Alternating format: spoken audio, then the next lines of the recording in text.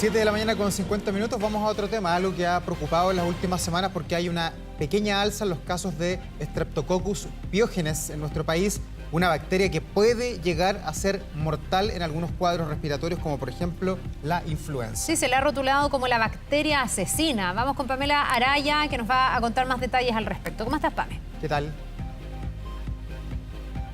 Hola, muy buenos días. Sí, ese sobrenombre la verdad es que es bien alarmista, sí, pero es considerado así porque ha causado el fallecimiento, por ejemplo, aquí de 5 personas. Teníamos un pic de influenza, apareció esta bacteria que está presente en todo el mundo y que el incremento se ha visto también en todo el mundo, al punto que la OPS levantó una alerta el año pasado. Recordemos, una alerta que llegó a nuestro país, pero que lo que explicaban las autoridades es que las medidas se toman cuando finalmente se detecta, por ejemplo, algún caso. ¿Qué ha pasado? Ocurre que el pic de influenza ya va en descenso, sin embargo, siguen aumentando los casos y son bastantes, al punto que se registran, según el Instituto de Salud Pública, 306 casos, lo que es prácticamente el triple de lo que se ha registrado en los últimos años. Así es lo que se ha conocido entonces al respecto. Ocurre, por ejemplo, que el año pasado, pero todo el año pasado, eran 192 casos y en lo que va a la fecha son los 306, 2021, 46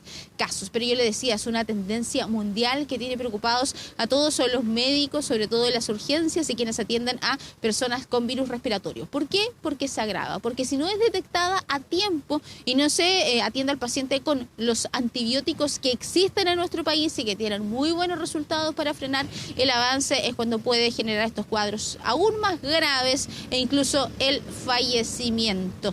Los principales casos se han detectado aquí en la región metropolitana, un 62%, y los más afectados son los mayores de 60 años y también, por ejemplo, niños entre 5 a 9 años, donde se ha presenciado en los sectores públicos principalmente y también en algunas clínicas privadas. Bien, ¿cómo opera esta bacteria? ¿Cuáles son los problemas que genera? Los escuchamos en la voz de un experto.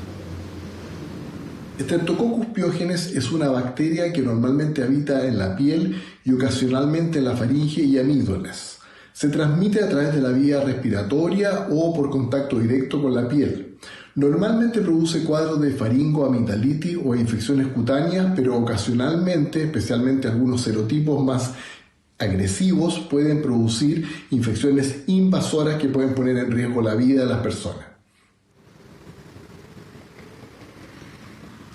En riesgo de la vida de las personas. Por eso mismo es tan importante toda esta alerta que se levantó también en el sistema de salud de nuestro país. Cuando se conocieron, por ejemplo, estos 5 casos que se había determinado que estuvo presencia esta bacteria, la verdad es que se puso en alerta a todos los centros de salud, incluso los centros de salud familiares, sobre todo las urgencias, que es el lugar donde van primero las personas, para que estuvieran alerta, para que se detectara a tiempo, para que la persona tuviera de inmediato el tratamiento para poder enfrentar esta bacteria y que finalmente sea vencida en este avance que está teniendo. Habló la ministra de Salud respecto del incremento de lo que está pasando también, por qué no ha disminuido, considerando que la influenza ha disminuido, porque claro, está afectando también otros virus respiratorios. Escuchemos a la titular del MinSal.